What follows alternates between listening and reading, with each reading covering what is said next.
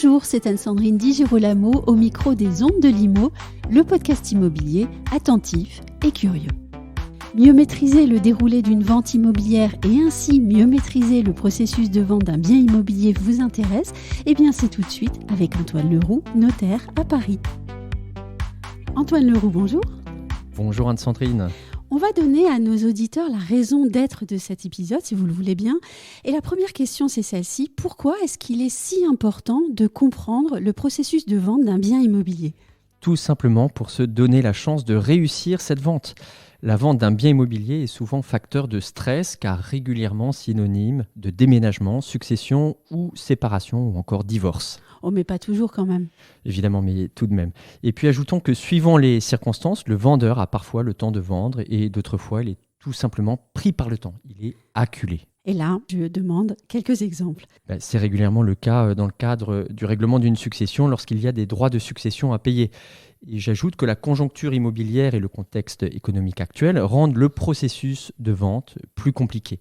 Nous avons un marché immobilier fortement ralenti par la présence de nombreux biens sur le marché, notamment les fameuses passoires thermiques, et peu d'acquéreurs pour se positionner à raison de la hausse des taux, de la faible remontée du taux d'usure et des conditions bancaires qui sont de plus en plus drastiques. Et donc, on comprend qu'il est essentiel de mettre toutes ses chances de son côté pour vendre dans de bonnes conditions, vendre sereinement ou le plus sereinement possible son bien immobilier. Alors justement, on va reprendre les choses pas à pas. Et la première étape, c'est celle de l'évaluation de son bien immobilier. C'est l'étape fondamentale, j'insiste. Et donc c'est l'étape à ne pas rater car la réussite d'une mise en vente va dépendre le plus souvent de la qualité de l'évaluation et de la qualité de l'information qui va être donnée au candidat acquéreur lors des visites. C'est d'autant plus vrai dans un contexte de marché acquéreur. Ce que nous vivons actuellement après des années de marché vendeur. Oui, d'ailleurs, marché d'acquéreurs, c'est bien là la grande nouveauté de la fin de l'année 2022 et 2023. Donc, il faut se souvenir de ça, c'est qu'on a un changement de mindset en fait sur le marché. Alors, je reviens à notre propos. Qualité, c'est le maître mot, si je vous ai bien compris. Qualité de l'évaluation, qualité de l'information. Donc, tout doit être juste dès le départ. Oui, la justesse de l'évaluation va permettre de se donner les moyens de trouver plus rapidement un acquéreur sans prendre le risque de griller le bien. Il faut bien se rendre compte que l'évaluation d'un bien immobilier ne résulte pas de sa seule situation, de sa superficie et de son état matériel. Il faut également prendre en compte les qualités juridiques et techniques du bien. Et là, je pose une question, parce que vous venez de prononcer quelque chose qui me semble important d'expliciter. Qu'est-ce qu'on entend par qualité juridique ou technique d'un bien ? Un bien immobilier peut être entaché de vices juridiques ou de défauts techniques. Par exemple ? Pour une maison, cela peut être une piscine ou une extension construite sans autorisation, ou encore une dépendance, des combles, ou un sous-sol aménagé sans autorisation d'urbanisme, ce que nous voyons très régulièrement. Pour un appartement, cela peut être la destruction d'un mur porteur, d'un conduit de cheminée, une annexion de partie commune ou encore l'installation d'un sanibroyeur. Et le tout, à chaque fois, sans autorisation de la copropriété ou pour les sanibroyeurs de l'autorité sanitaire. J'ajoute que la qualité énergétique est également un point important de l'évaluation aujourd'hui, car un appartement classé en G ne pourra plus être loué à partir du 1er janvier 2025, sauf à réaliser des travaux d'isolation préalablement. Et pour les biens classés F, ce sera compté du 1er janvier 2028. Pour les biens classés E, à partir du 1er janvier 2034. Et donc, révéler les éventuelles anomalies, défauts ou vices juridiques va permettre d'évaluer au plus juste le bien. On évite ainsi un risque de rétractation ou de renégociation du prix après la découverte de ce même vice. On revient donc ici à nos premiers échanges. La recherche de la qualité de l'information est essentielle. Oui, et cela nécessite donc de réaliser en amont un travail de regroupement des informations pour permettre aux professionnels d'évaluer au plus juste le bien immobilier. Faire ce travail de réunion des documents vous permettra à nos auditeurs également d'aller plus vite à la signature de la promesse de vente après réception de l'offre. Il va être difficile de reprocher au notaire un délai trop long entre l'acceptation de l'offre et la signature de la promesse de vente lorsque celui-ci doit faire tout le travail de réunion des pièces. Et nous y voilà donc, les pièces, les documents. On n'aime pas trop ça, mais il va bien falloir y passer. Et donc, quels sont justement les documents à réunir en cas de vente d'un bien immobilier ? Cela va dépendre de ce que vous vendez. Est-ce que vous vendez un appartement ou est-ce que vous vendez une maison ? Allez, un appartement tout d'abord. Alors attention, la liste est assez longue, hein. Elle résulte de la loi Allure de 2014. Il faut produire Allons-y. les PV d'Assemblée Générale sur les 3 dernières années, le carnet d'entretien, la fiche synthétique de l'immeuble, le certificat d'immatriculation de la copropriété, les informations financières relatives au lot sur les 2 dernières années, l'état des impayés des copropriétaires et des fournisseurs, les diagnostics techniques sur les parties privatives et les parties communes. Le diagnostic technique global, l'état des risques et pollutions, le règlement de copropriété et tous les modificatifs. Je dis bien tous les modificatifs. Alors vous imaginez sur les grosses copropriétés ce que cela peut signifier. Oui. On ajoute à tout cela les plans de la copropriété, les informations environnementales et si l'immeuble a moins de 10 ans, toutes les pièces relatives à la construction et à l'assurance dommage-ouvrage.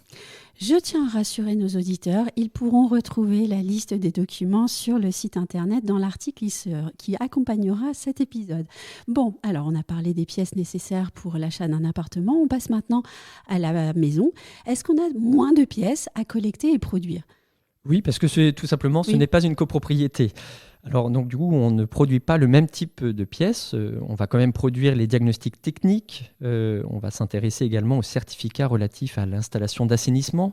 Il convient également d'avoir toutes les informations sur la construction et les modifications qui ont pu être apportées, qui auraient nécessité ou non une autorisation d'urbanisme.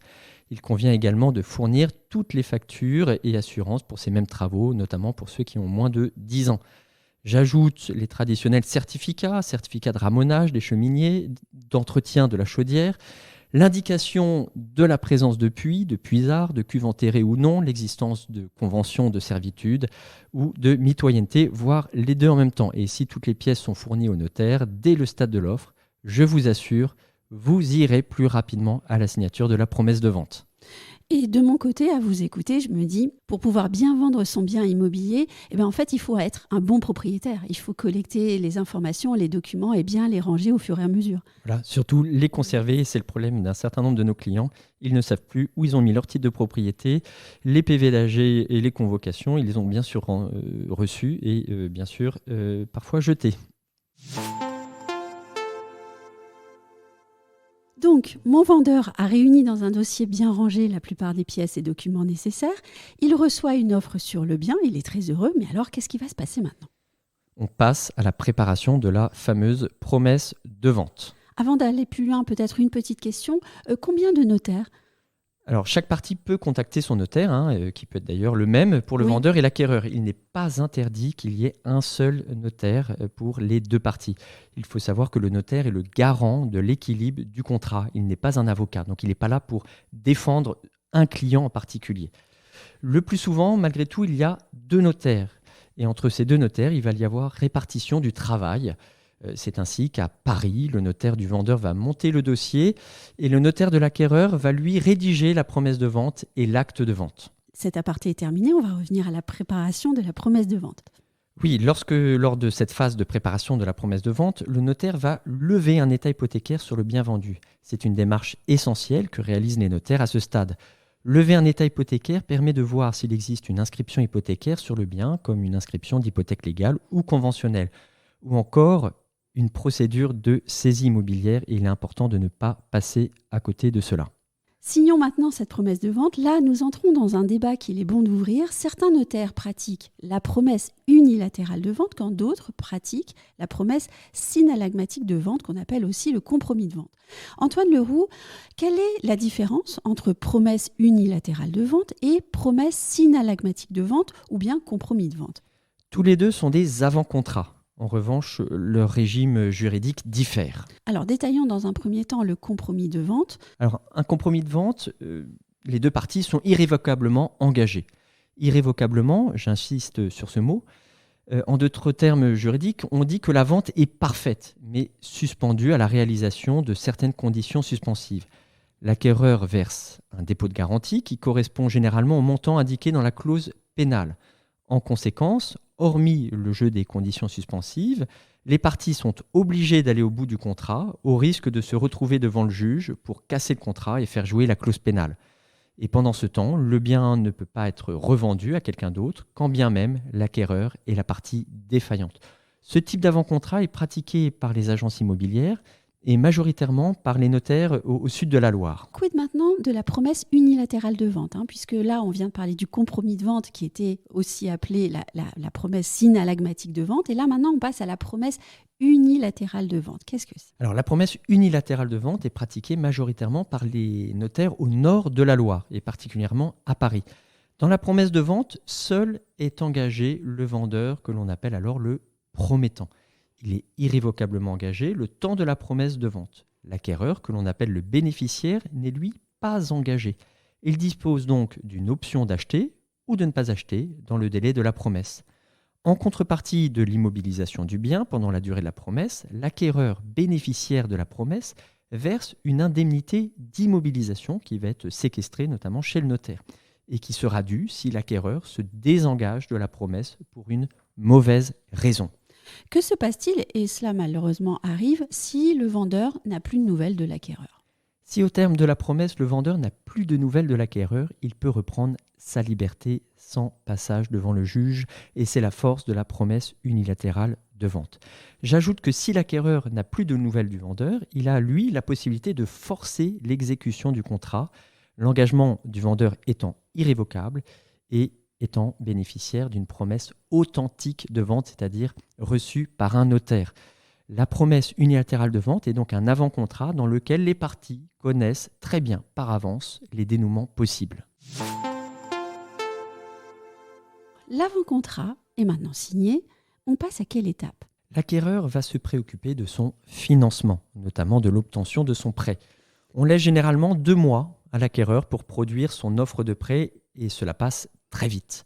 Le notaire va quant à lui, pendant ce temps, purger les éventuels droits de préemption de la mairie, de la SAFER, régulariser un congé qui aurait été mal donné à un locataire, collecter les pièces d'urbanisme, obtenir les accords de mainlevée en cas d'inscription hypothécaire, demander également les éléments d'état civil des parties et lever le casier judiciaire de l'acquéreur. Imaginons que le financement ait été obtenu, que le dossier soit complet. Le processus est donc maintenant en voie de finalisation. Oui, et une fois le financement obtenu, le dossier complet, nous mettons d'accord, vendeur et acquéreur, sur une date de signature de l'acte de vente définitif.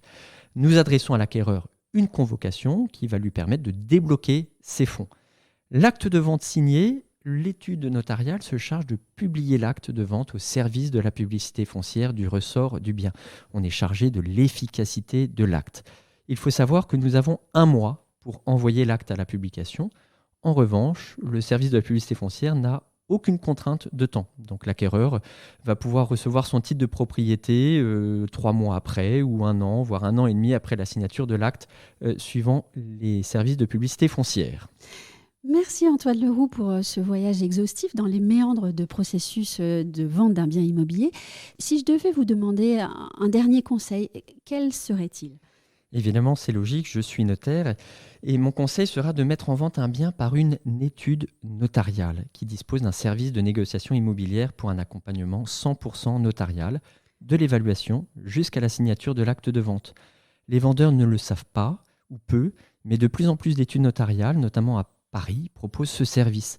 Les notaires ont un excellent taux de conversion de leur mandat de vente et la liste des études notariales qui dispose d'un service de négociation immobilière est sur le site internet immobilier.notaire.fr. Merci beaucoup Antoine. Merci Anne-Sandrine.